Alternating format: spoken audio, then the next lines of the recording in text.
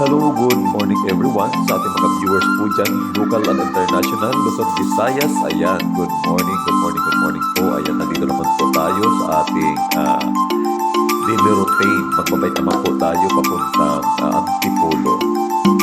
Ayan, sa mga takot magbilad sa araw, ito po ang ating sekreto, original clay plus rich beauty para po napakagandang produkto. Ayan, sa mga viewers po natin dyan, dito po tayo ngayon sa Akit tayo ng Antipolo. Napakaraming umakit dito every day. Every day, morning and evening. Napakaraming nagbabay pataas. Mapapansin nyo, sabay ito muna tayo dito sa gilid. Ayan, may nagbabay. Sunod po yan. So, abante na tayo. Dahil putin tayo ng init. Dahil packet ito, medyo alalay muna tayo dito. Baka mangawit tayo pagdating sa kalagitnaan, magtulak tayo ng ating bike. So kanina, mapapansin nyo, may nagtutulak ng bike na yun sa dinaanan natin. Nakapagod lang dito, pag-once na may bababa ng hero na haharangan ng ating daraanan. Kaya i-tansyahin natin na bumaba mga pasahero at tayo ang mag-a-adjust, magdadahan-dahan tayo para pagdating natin sa kanila, ayan, tuloy-tuloy ang ating lakad. Tulad yan, naipid siya, hindi siya makadaan dahil nga sa may mga bumababang mga pasahero o bumababang jeep. Ayan, babawi naman siya. Ito siya, hindi natin siya kasama. Pero kilala natin siya dyan mismo sa ating kausap natin siya. Natigil daw siya na almost 2 years. Kaya tinanong ko sa kanina kung bakit bumalik siya mag-bike. Siguro galing abroad. Sabi ko sa kanya, mga 2 months na tuloy-tuloy niyang magbabike papunta rito ang Antipolo. Magagayayan siya, yung pala dati na siya bikers. Kaya kung makikita mo sa pumadyak siya, ay talagang sanay na sanay din. Pero naubusan natin siya dito.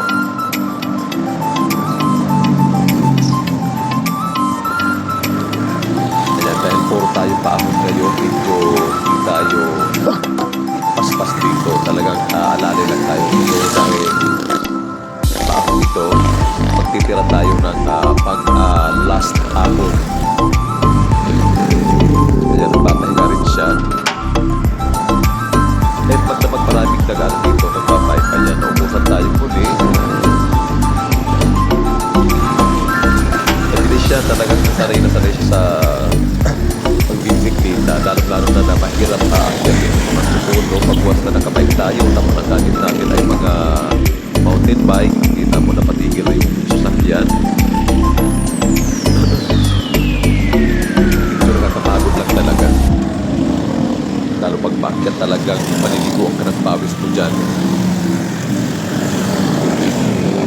Pati motor nakikisigit yan. Dahil ang motor at saka bisikleta ay isa lang daanan dyan dito. Isa lang bigla yan.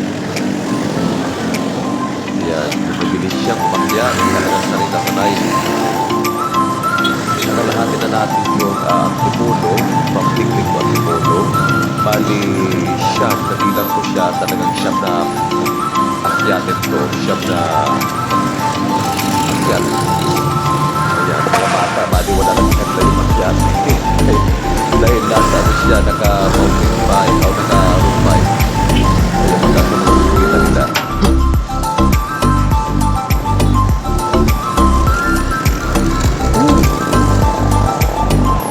Alalay, nakakaya ko sa magtutulak tayo dahil tao, sinisigawan tayo ng mga nasa jeep. Ang sinisigaw nila ay karga na yan, kaya dito sa jeep. So yun, nakakaya-kaya kahit hindi mo kakayanin, pilitin mo talagang kayanin packet yan. Huwag ka nang magpapalata dito na pagod ka. Pero mahirap talaga. Mahirap umakyat na nakabike.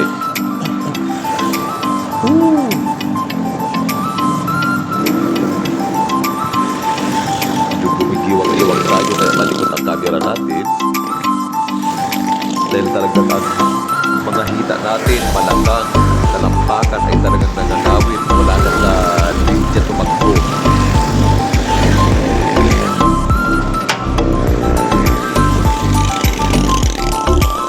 Pero mamaya babawi tayo sa pababa naman. Ayan, natigil siya. Inubusan natin siya. Doon naman tayo inabutan niya doon sa pinaka-cruising na ng Antipolo. Hindi niya kinaya. Dahil 2 years siya na tigil sa kakapay. Kaya natigil siya. Hindi niya kaya. Hirap talaga ahonin itong Antipolo. Lalo pag mga first time, kahit matagal tayo nagbabike at nakanatigil tayo napakatagal, hindi basta-basta natin yan maakyat ng diretsuhan. Talagang mahihimatay ka dyan kung didiretsuhin mo yan. At saka malihina ka dyan, gugutubig ka dyan. Kaya sa mga nagbabike po dito, ayan, lagi niya may baon na chocolate, ayan, tubig, at saka itlog. Chocolate lang, sapat na yan. Ako na kong akyat dito ay talagang puro tulak ako. Pangalawa, nagtulak pa ng pangatlo, ay di pang-apat, hindi na. Dahil sinanay ko muna ang mga patag. Kaya rinot ako lagi C6 dito sa Taguig. At sumakyat ako dyan ay talagang nagawa ko ng tuloy-tuloy na padyak dyan sa Antipolo. Kaya kung makikita nyo, patas ng patas po siya parang spaghetti. Wala pa ang pababa, mamaya pang pababa dito.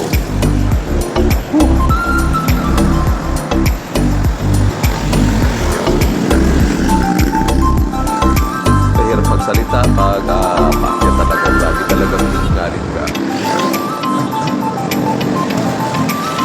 Kaya minsan pag umakit ako rito, hindi na ako nagsasalita, hinaya ko na yung camera. Nakuha na lahat ng mga napadadaanan natin dyan.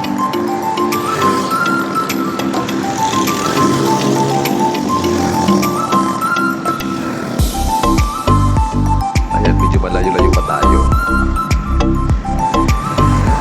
Nasa apat na akyatan ko ito. Apat na stage na ito ng paakyat. So, mayroon pang 5.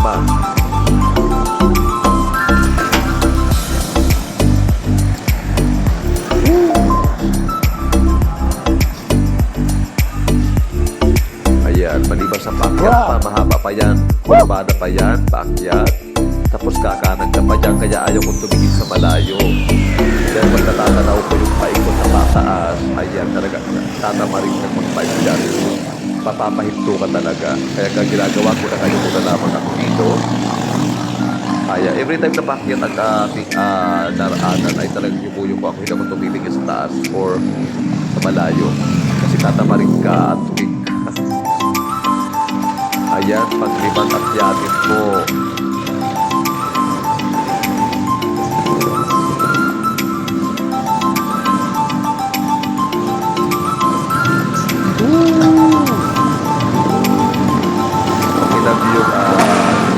Talaga bumababa sila sa pasahero, kakainin nila yung ating mga linya. Ayan ang ating kaibigan. Meron. Ano ba si Marcos? Ano mo? Dan. Oh. May kayo sa tikon na. May kayo sa tikon. Lahat pasok. Oh. Ano po din yan? Atas. Tayo din na kami. View. Pasig. Isa. Oh. Pasig ako na iba. Ayan po ang ating team. Ayan, team po ng ano yun. Mga cyclist na po yan ng Cleo Plus. Rich Beauty product po. Ayan, isa yun sa mga cyclist na natin. Napunta na sila ng taktak. So, ang taktak dito sa kaliwa yan. Tayo, hindi tayo dadagot sa taktak. Didiretso tayo ng Masinag. Papuntang Cubao tayo. Wala na. Ano ko na pa? Ayan ang ating body bikers. Ayan na siya. Ito, umusan uli ako dito.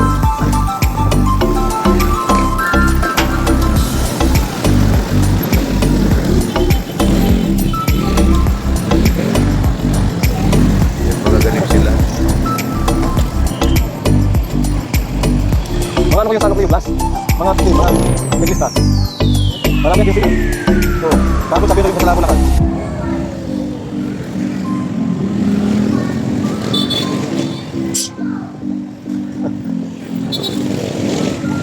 Kulang ka? Kulang pa yung dati.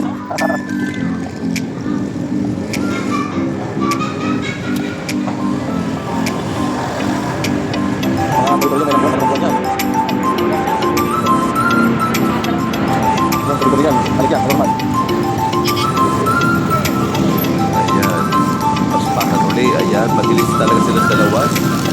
Naghahabol na sila. Kailangan tayo dito. Lalo-lalo kapag ikabutan tayo ng traffic. Hindi na nakaran. Talagang naiiwanan tayo ng malayuan. Lalo na sa kanila ay napakabilis po na mga bike na ginagamit dahil road bike yan. Tayo mountain bike. So nawala naman din sila. Pero ang pumunta natin ay alam na natin nung kaliwa na tayo dito kapuntang Tagtan, Durungan Tagtan, pero didiretso tayo. Didiretso tayo sa Robinson at Tipolo, pababa tayo, ali akyat, baba, kapuntang Pasidag.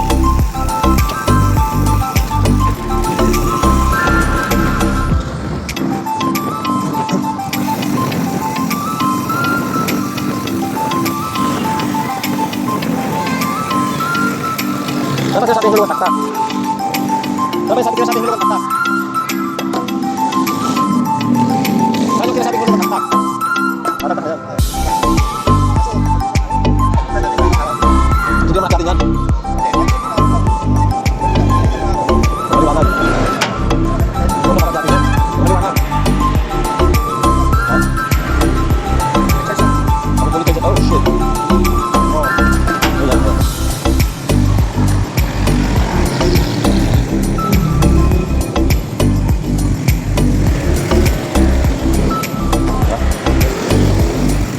Ayan. Tuloy-tuloy ang ating biyahe. Yan po sa kaliwa, yan po ang Durungan Tagtan. Dito tayo sa baba. Papuntang Robinson. Robinson ang Tipolo.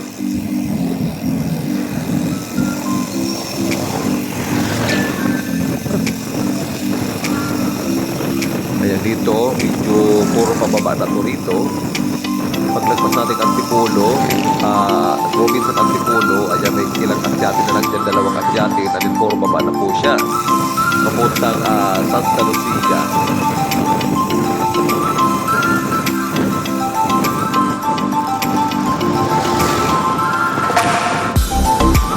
Maganda umalis ng bahay talagang mga madaling araw, alas 5, alas 6. Para at least wala masyadong traffic at saka medyo presko pa. Pag inapunta na tayo mga tanghali, ayan, mabilis sa Malasyon at saka mabilis tayo mag-urit dyan.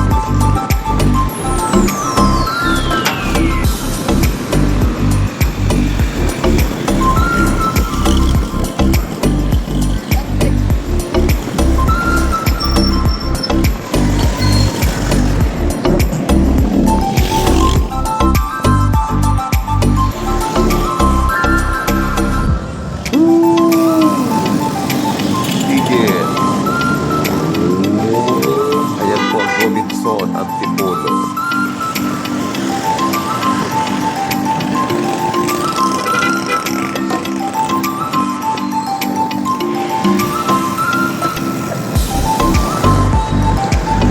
Ayan si Mario po si Bali.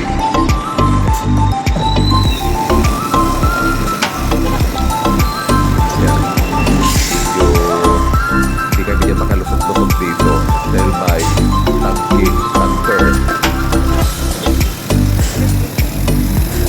Hintay-hintay. Hirap mag-balance pag ganyan, may nabiglang tigil at saka may nakaharang. Talagang mapapatukod ka. Ayan, yan ang nakakaabala sa ating mga cyclista. Pero pag naka-overtake ka natin dyan, ayan, tuloy-tuloy. Okay lang sana ganyan space. Kaso lang minsan talaga, yung mga jeep hindi maiwasan talaga kabababa ng mga pasahero. Kaya medyo napapatigil kami, napapatukot ako. Ano naman, tuloy-tuloy pa rin ang ating biyahe dahil pakyat na ito rito. Mga tatlong akyatin pa po ito, tatlo. Kaya dito na po tayo sa harap ng Robinson at Kipulo.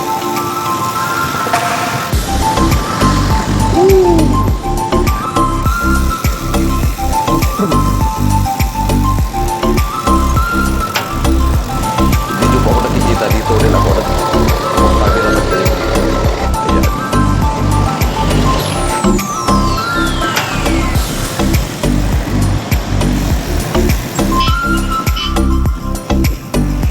Ayan, medyo pakyat naman po tayo. Walwalan. Walwalan sa unan.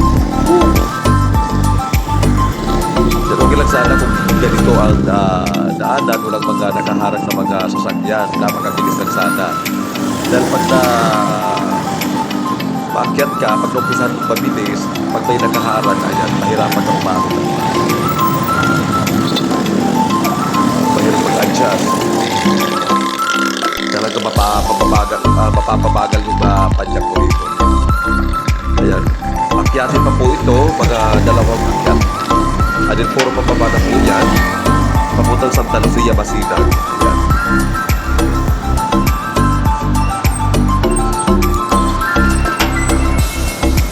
Okay lang sana pagpaka ganito.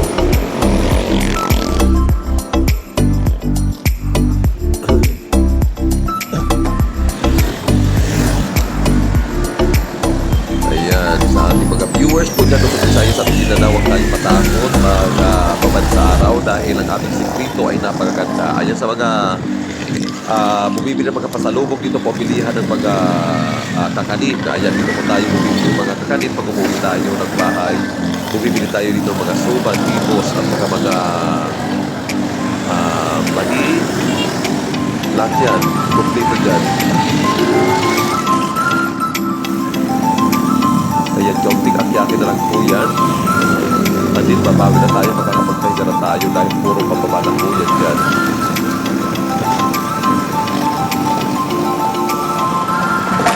Ayan, sa ating mga viewers po dyan, kung saan tayo sa Mindanao, kung matakot, silang ng araw, sikat ng araw, dahil may sikrito tayo ginagamit, hindi tayo basta-basta itim at hindi basta-basta tayo magtulog. Ang sikat ng araw, ating mga balat dahil ang sikrito natin ay original Kuya Plus Virgin Beauty product po, world-class export quality, made with all natural plant at flower extract po siya. Ayan, gumagamit po tayo ng rejuvenating scent ng Richard Beauty product po. Napakagandang gamitin po dahil lambot sa balat at napakagisa po siya.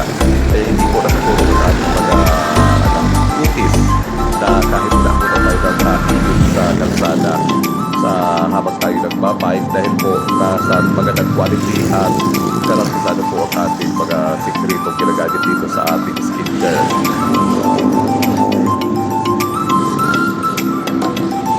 Ayan, kaya sa mga gusto mag-order, ayan, mag-PM lang po kayo dito sa comment section. May deliver din po kami. Ayan, mag-message lang po kayo at then para masagot natin yung mga message dyan. Ayan, akyatin, pinakyatin, makyat po siya, medyo mahaba-haba po itong akyatin.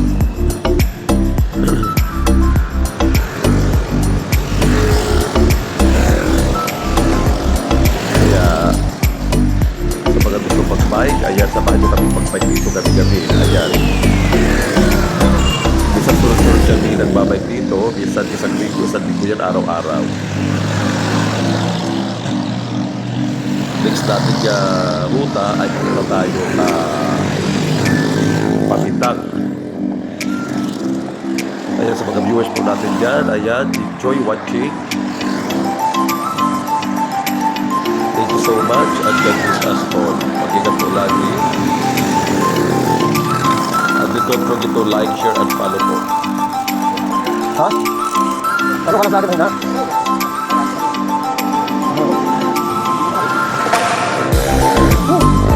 Dilo.